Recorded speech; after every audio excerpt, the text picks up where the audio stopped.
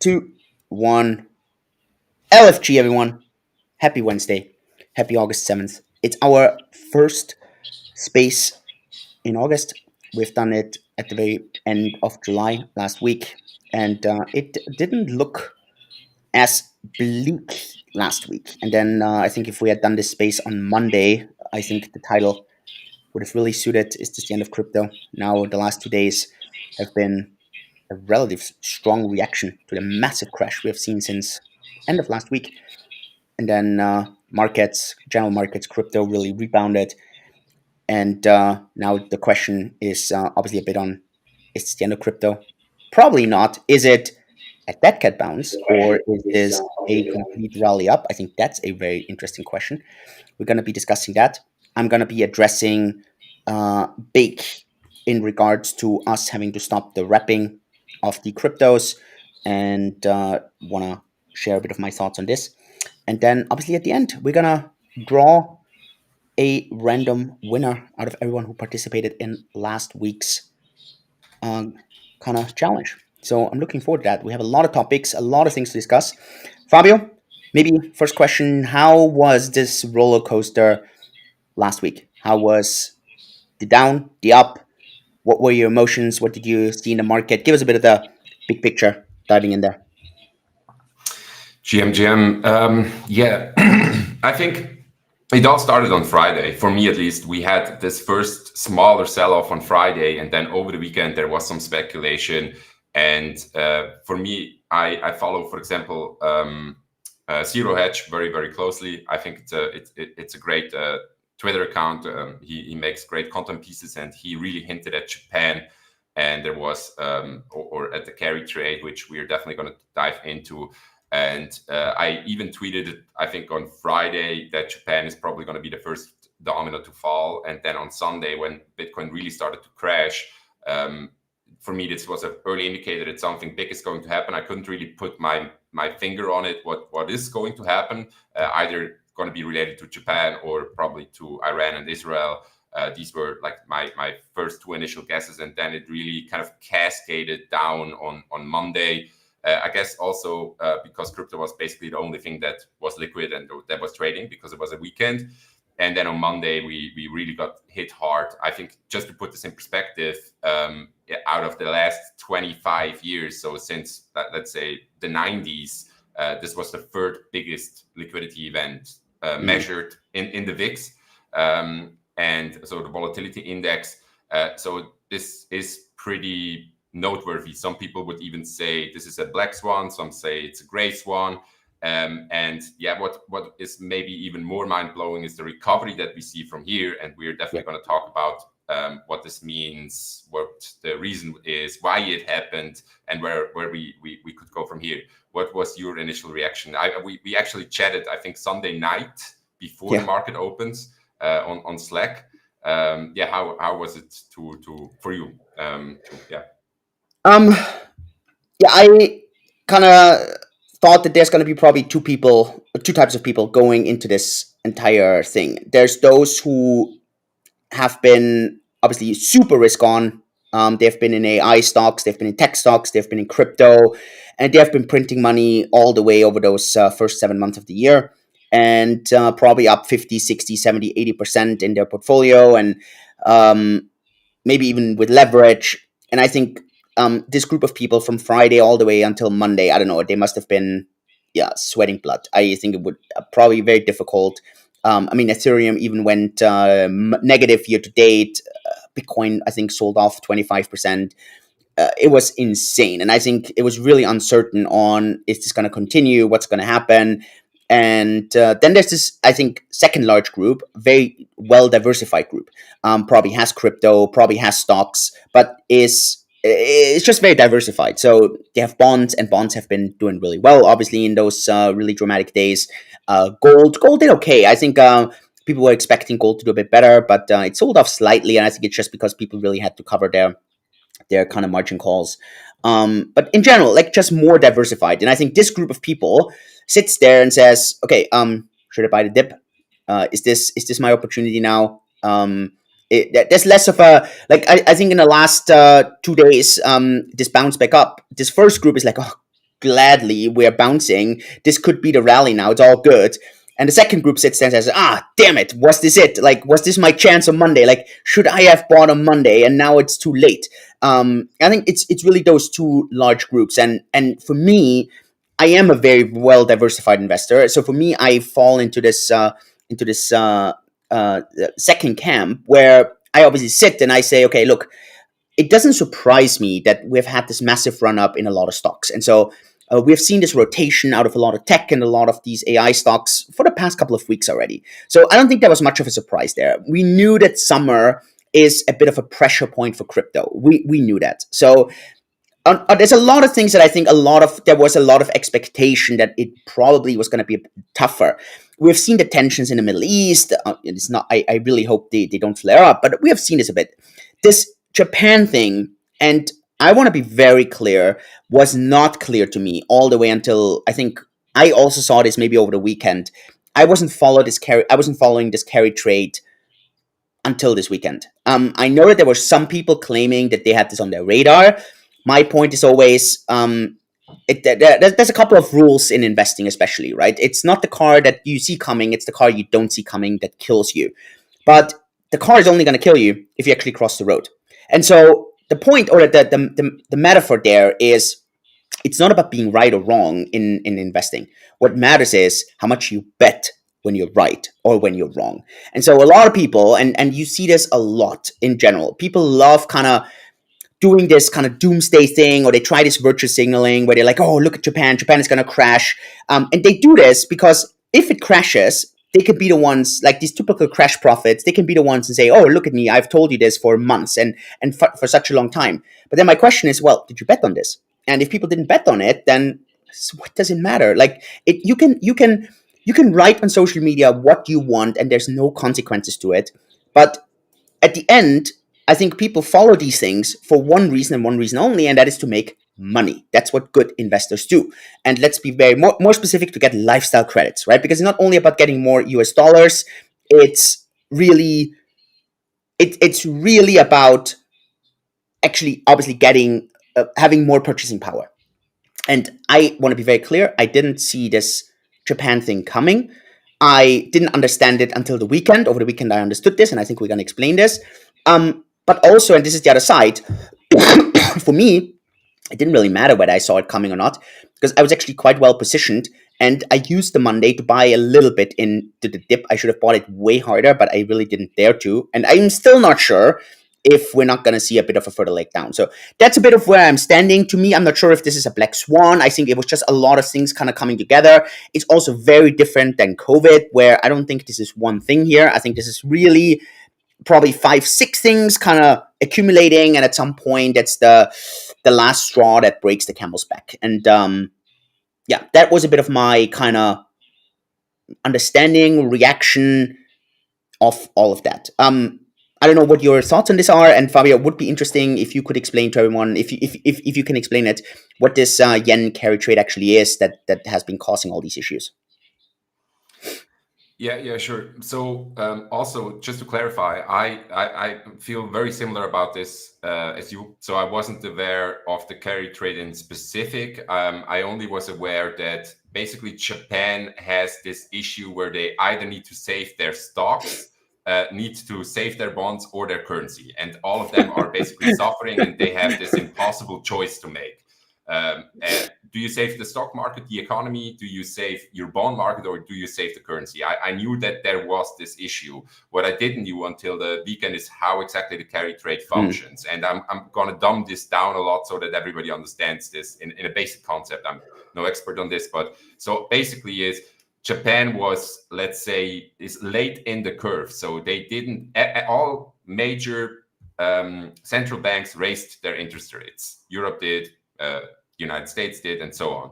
And Japan had a very low interest rate. So you basically could, a hedge fund or a financial institution, they could go to Japan, they could borrow a cheap loan in yen, convert their currency, and put it into something that yields more. Let's say a US Treasury, or in this case, a lot of tech stocks, like basically get cheap yen, convert it to US dollars, and buy NVIDIA, buy Apple, Google, Amazon, Netflix, Tesla, whatever, or put it into US Treasury, pay a low amount on your loan, get a higher amount, so you have this delta.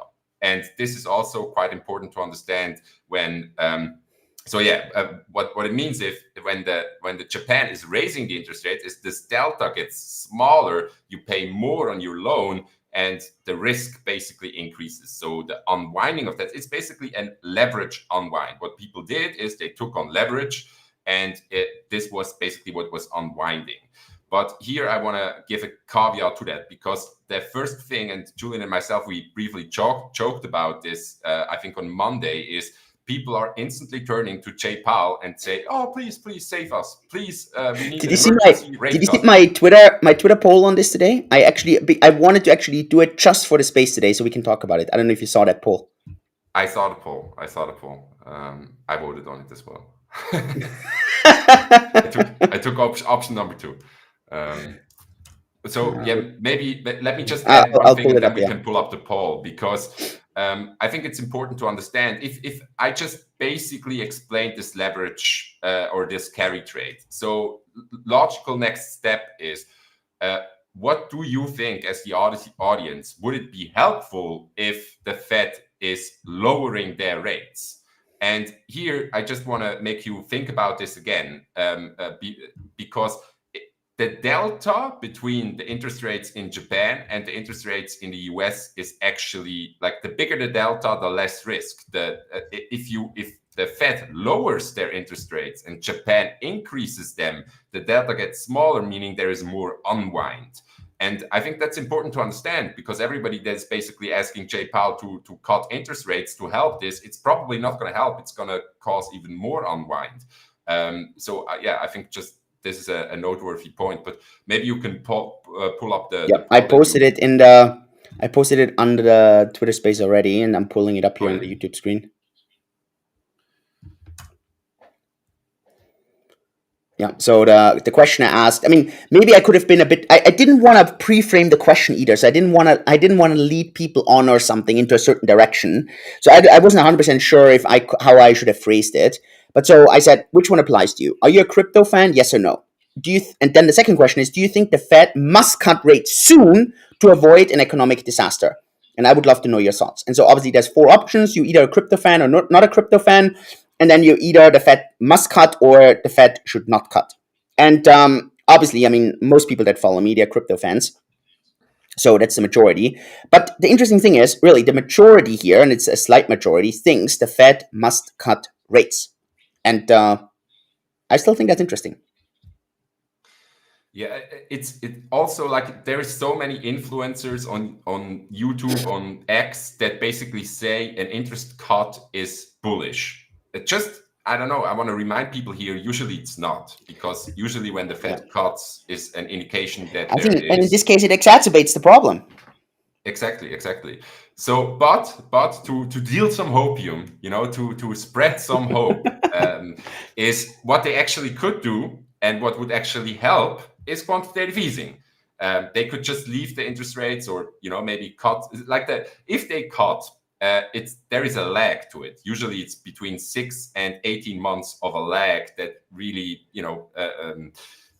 that kind of needs to play out first, because before interest cuts do something. But what they could do is they could do QE, and QE would be helpful for the carry trade, would be helpful for crypto people, would be helpful for asset owners.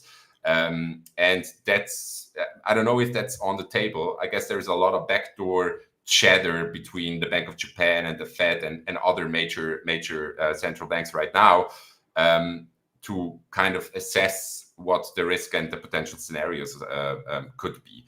But maybe also on the topic of an emergency rate cut.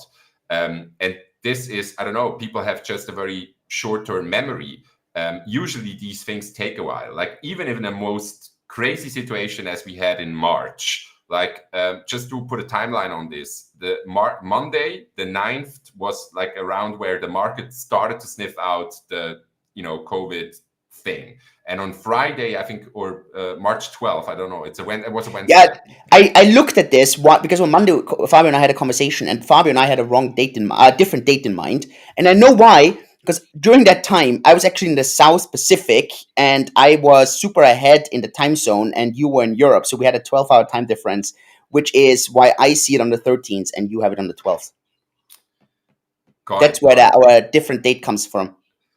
So that let's say mid March, early to mid Yeah. March was the really Yeah, the for sell Europeans, off, it's the 12th. I think that's fine. Yeah, yeah. the crazy volatility happened on that day. It took until April 1st for Jerome Powell to take the stage and to basically share the interventions that they're going to do, meaning QE and cuts. And it took until April 7th until we saw somewhat of a recovery. And I mean, in this case, I don't think we have a global pandemic right now. It's not as, it's sure there is some volatility, but nothing really happened except for a major sell off. So that people think that he's going to come out the same night, like there many influencers spread the news that the Fed announced an emergency meeting and Jerome Powell is coming online on the same day. It's just somewhat delusional to me, and also it's a bit, I don't know, crazy that crypto people, out of all people, the first thing when they when the price drops is they turn to the legacy finance guy and says, please, Jerome, save us. It's just, I don't know. I'm crazy. Yeah. I agree. I agree. I agree. And especially, I mean, also the drops were not as dramatic either both in stocks and in crypto. And I don't know. I mean, portfolios for most people are still up. I asked on Twitter, most people are still up. Um, yeah, it's. What do you think the bounce at the moment? Do you think the bounce at the moment has legs? Do you think that's more of a dead cat bounce? Um, how do you judge that? Well, it's hard for me to really trust the bounce. I don't know. I have mixed feelings about this because, like, you kind of need to You keep know in how it mind that goes. this. Respect the pimp. Respect the pimp. Uh, Of course, of course. But I'm just cautious because usually these heavy spikes. This was the third biggest spike or liquidity event, whatever you want to call it, in 30 years, and usually they don't go unnoticed. That we have this one dump and then instantly recover, and that's it. I'm just very cautious in anticipating this because it doesn't make a lot of sense that this was it. So I'm very cautious. But as you said, as a diversified investor, like I'm very happy because my gold position is doing fairly well. I'm not all in crypto, and the things, my majority of assets that I hold in crypto are the blue chips. So I'm much more conservative in my allocation. But I'm very, let's say, cautious in anticipating an instant recovery, and I think it's good to keep in mind that this could go both ways. I just maybe to share one thing here. Year to date, the S&P is still up 9 to 10%. Gold is up 17%. Bitcoin is up 29%. Just year to date. I mean, this for most people, this actually wasn't that bad. We're still up on the year. Yeah, just yeah. I don't know what's your outlook from here. How do you trust this pump? Do you think it's like this is the V-shaped recovery and we're off to all-time highs, or? I don't think that this is a V-shaped recovery. I am sticking to my kind of opinion that we're going to see a sideways market. So far, it's been a sideways market. Sideways doesn't mean there's no volatility. It means exactly that: up, down, up, down. Bumps to the up are going to go sold off, and dips to the bottom are going to be bought back up. And we see this in stocks. We see this in crypto. The reason why I just think this is because at the end, at the moment, there is not much of a direction, but still, most people will not lose and not win if the market just keeps kind of going. And so I think that's why it always kind of counters here a bit. I still think we are not going to see much of a direction until like we get to that September meeting. And I think in the September meeting, the question really is mid-September. The question really is: does the Fed dare to lower rates by 0.5%? And the reason I'm asking really there is because yes, the market expects that, but to me, that is a bit of a signal that there's something wrong, or there may be something wrong.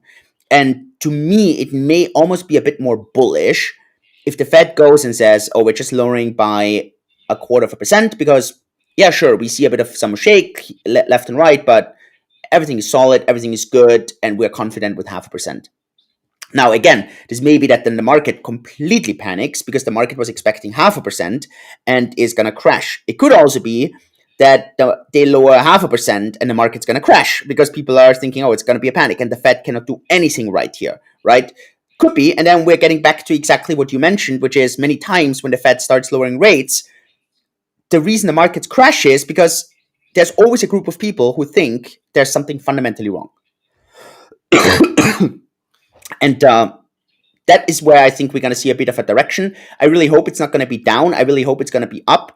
And the main reason actually I think it's going to go up is more on the political side because we have the US election, and I just don't see a world where the Democrats that clearly control a lot of the stuff that's going on, that they're going to go into this election in November, so about 2 months after this rate decision, with a bad stock market. I just don't see that, and that is probably a bit of my hopium at the moment. Yeah. So maybe just to add to that, one of the things that was heavily discussed on Twitter was the SAM rule indication. So there is like this indicator. Also, I heard this for the very first time ever. I don't know if you've ever heard of this thing before, but then suddenly, obviously, it's like the indicator that everyone is supposed to know. It's the indicator, man, that like, like if you don't know this, how can you ever even trade? That's like, yeah. It predicted every recession until now with one false flag. So Of course. I also heard the first time about this last week. But just one thing that a lot of people don't understand, because I actually looked into the indicator. So it's basically a rolling moving average with unemployment.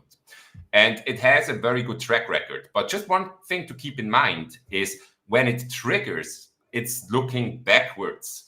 And it's looking more than 3 months backwards, meaning the triggering of the SAM rule actually means that we are already in a recession for 3 months. And then you could say, okay, that also coincides with the top that we saw in crypto. And then crypto might actually just be they move first. So we might already have seen the worst. You could say that, but it's definitely an interesting thing. If this is a false flag or if it's actually triggering a recession, you can discuss this, but the problem there is like a technical recession would be two quarters of negative GDP growth.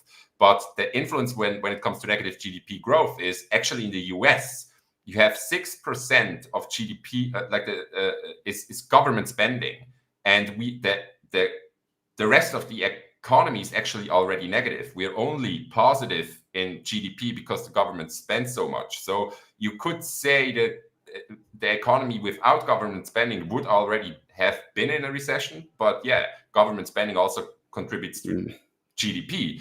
And then the other thing is, like, if you look for example at a chart, people would say a retracement of 22% would is basically a bear market in a classical TA sense. We didn't have that, at least not in classical stock. But then again, we have this kind of denominator that is broken. And denominator, I mean the US dollar. So people call for, real estate is in a bubble, assets prices are in a bubble, and so on. But there I would caution, because these people just don't realize that the denominator is broken. Because of course, yeah, it looks like everything's in a bubble. But if you see things divided by the money supply M2, it actually doesn't look so bubbly. That's maybe on SAM rule. And then the other thing, maybe where I want to finish off the macro part, and then maybe you have some comment or two to make on that as well, and then we can go into other let's say things that are going on.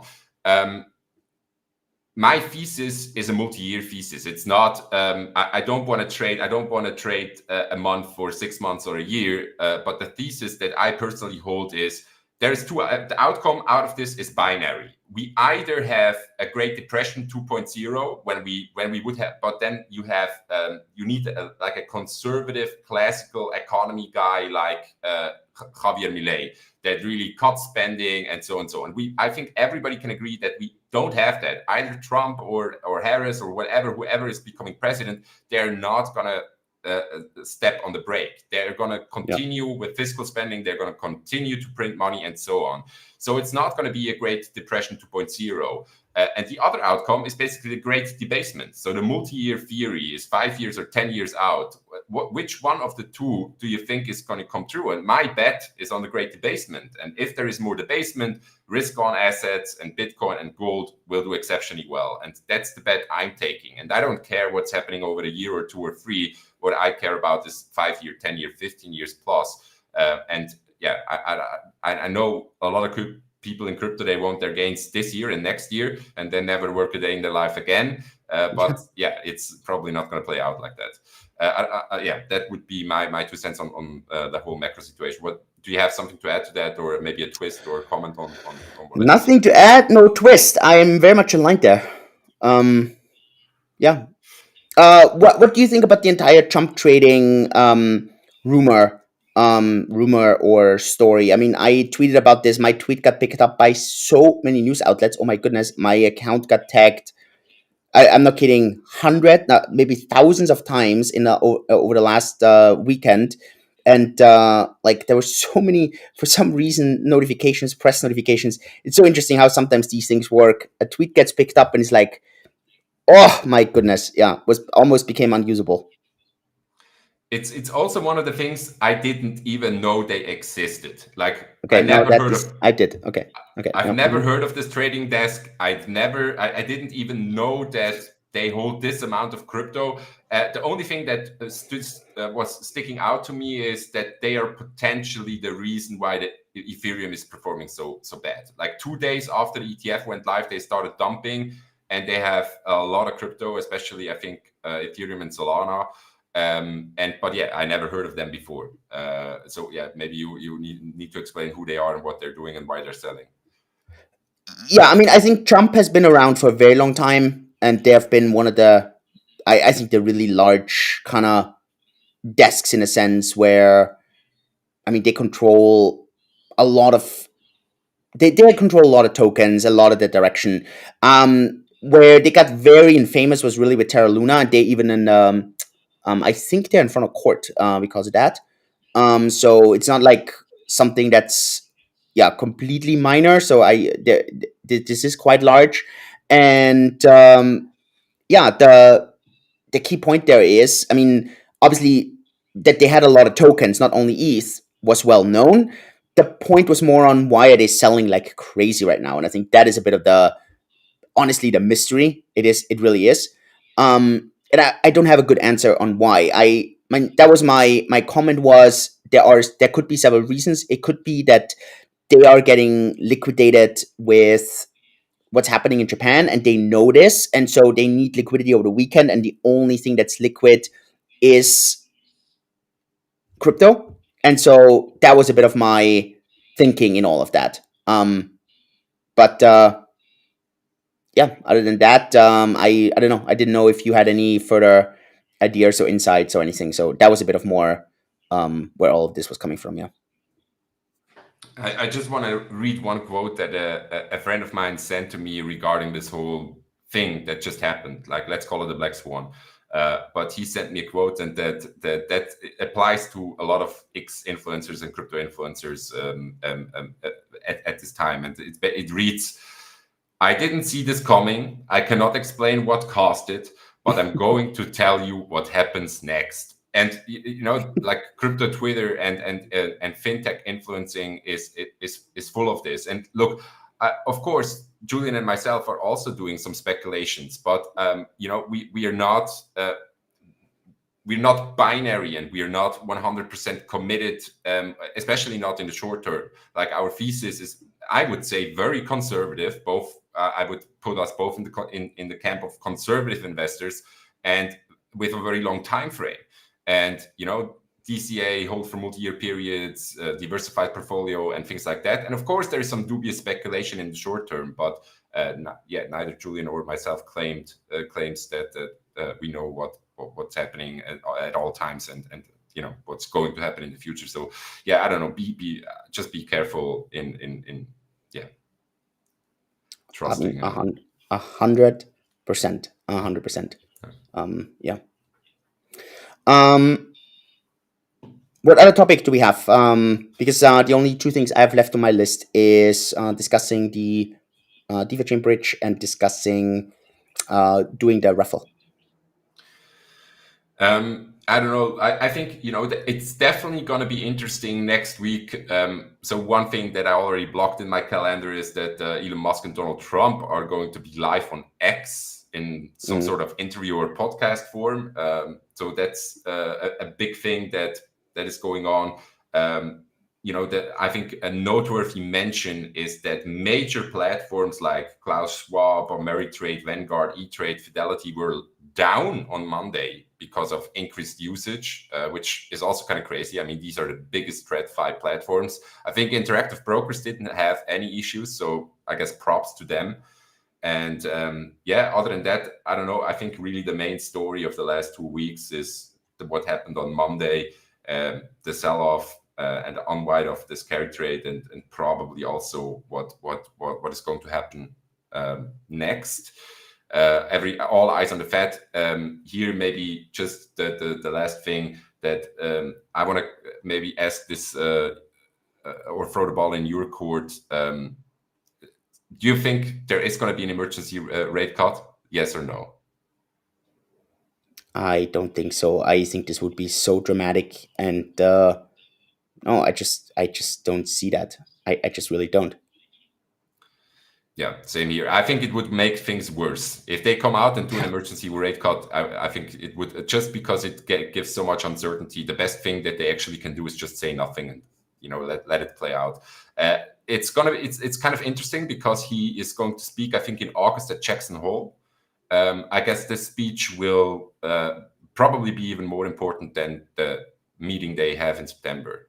But I also don't think there is going to be an emergency rate cut, and they're probably going to cut a little bit in September. Just they already kind of hinted at this before we saw the sell off. But other than that, there is not a lot noteworthy things to mention. So maybe we can dive into company related and bake, all things bake, let's say. Yep. Do you want to give a bit of let's say, background info on? We had an email going out yesterday regarding our wrapping of the crypto tokens. So maybe you can give us some background. Yep, happy to. I mean, this has been actually brewing for quite a while, so it's not that we I don't know, came up with this yesterday. And it's a full regulatory decision. There's going to be a couple of others. I think I mentioned a few of them that are gonna get impacted some regional decisions on which regions we just cannot support and which regions we can. These are things that we're preparing right now, and these are not decisions we first of all take lightly, but it's also not decisions that are actually so much in our court. Internally, at the all hands, I had addressed this for weeks now already. But one of those decisions is simply the it's actually the creating stable coins. It's actually what you're doing. You're creating a stable coin. It's just not a fiat stable coin, but it's another stable coin. And because it has to stay stable to something else. And so if you make this, there are certain rules and regulations with that. And these rules and regulations get absolutely insane and very, very difficult. And I am not willing to um, jump through 6,000 hoops to kind of fulfill this criteria going forward. It's insane from a cost perspective, from a regulatory perspective, from what's required and what's needed. And so with that, we had to stop the wrapping of new tokens. So the existing ones, they stay. We also at the moment have no deadline on how long you have to redeem those. So this is all fine. And also I want to be very clear, in weeks, there wasn't any wrapping done because there was no demand. So I just want to be very clear. I know that people love to scream, but at the end, there was no wrapping done in weeks. It's not a decision that was actually much in our court, and so it is what it is. At the same time, we're already having conversations, and I know specifically you, Fabio, with various other teams who are looking into doing this wrapping. Let's see if any of this materializes. Obviously, if other companies help with the wrapping, then we are going to be very interested to look into listing those tokens and seeing if this would work out. How would this work out? What would this entail? But yeah, I just wanted to kind of point this out. And I don't know, I felt that people really kind of misread what our announcement yesterday. And I know. But it is what it is. So yeah, I don't know. I was a bit on the community. You spent a lot more time. What do you want to add there? So look, I just one thing that I want to reiterate and stress very carefully, and it's also specifically mentioned in the email. Like sometimes I don't understand why people ask the question, but if you hold any decrypto on the DeFi Chain Light wallet, on Bake, wherever you hold this, the unwrapping, meaning if you hold DBTC, if you hold DETH or a US dollar stablecoin or whatever, if you want to unwrap this, you can send it to Bake and you will get the wrapped, the normal token, the real token, and you can withdraw this at any time. Right now, so this is really important. There is no need for instantaneous action from anybody. Of course, we cannot guarantee this years into the future, but for now, you can send all of these tokens, you can unwrap them. Nothing changed. Everything's back one to one. Julian made sure of that in January this year with a big announcement. So there is no need for immediate action and cause of worry or anything. I saw this a lot coming up in the community. And then the second thing is what Julian said. So we are. For me, this is important that there is a continuation of the service. If we can make this happen, we want to help. And I try to be somewhat of an intermediary role to kind of bring people together if they want to work on this, if they want to come forward and offer a solution to this. And I know there's already 3 parties that toned interest, no promises here, but we have CrowdSwap. I'm actually going to sit down with them tomorrow. We have Crypto Factor, and I think Jeff's view that all of them toned interest in one way or another, that they're interested and looking into the possibility of taking this over. So there are solutions that could spring, but please manage your expectations. Nothing is no done deal yet, and it's still open. If you're another party outside of the 3 that I just mentioned, reach out in any way or form, and we try to bring you together with the people that can make this whole thing happen. And Julian, I think you also confirmed this in text form on Slack when I asked, but Bake is very much willing to lend a helping hand to the party that is interested in taking over this wrapping, right? Of course, yep. Yeah. I think that would be for everything regarding the wrapping and unwrapping. But we have some exciting company news to share as well. Do you want to take that part? Which part? What then? Which product updates, or what do you mean? Yeah. A bit of the product update outlook. Yeah. So, I mean, fiat transfers are incoming. I mean, that's a really crucial one. Looking forward to that. I mean, that's really the one where I know a lot of people have been waiting for. So that's a key one. Really working on the tax optimization. That's going to be a very crucial one. So very much looking forward to that. Other than that, I think these are the 2 core things that we're working on. Am I missing anything? I mean, we launched T-bills, also very interesting. Together with gold now, there's just a lot of diversification you can do. Any other things that come to mind?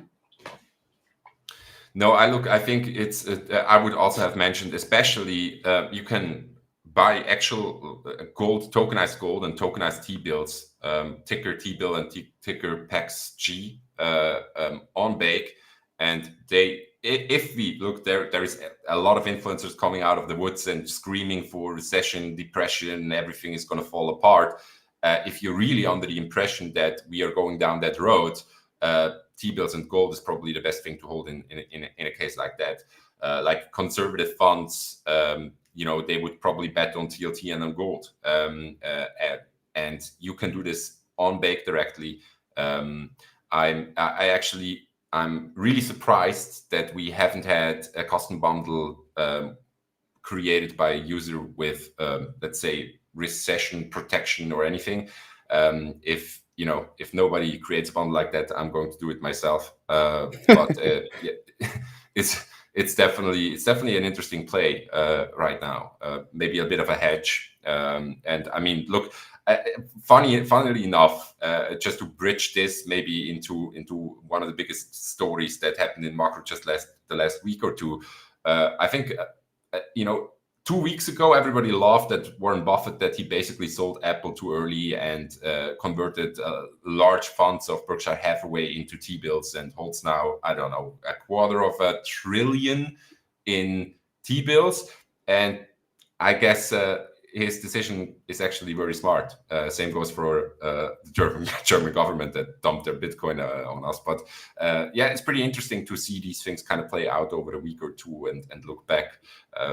Yeah, I don't know. Like it's crazy to me that the smartest or the best investor ever is sitting on a bag of $250 billion in cash, and I wouldn't know where to put it. I don't know what do you think is he thinking or anticipating? Do you have any theories on what's Warren I Buffett think thinking? there's a bit more. I think it's just a bit more coincidence in a sense where he's like, okay, how do I just diversify a bit of my holdings? I think that was a bit of, in my opinion, yeah, where this was coming from. That's just, I don't know. I feel like I think it's a bit more coincidence than anything else, really.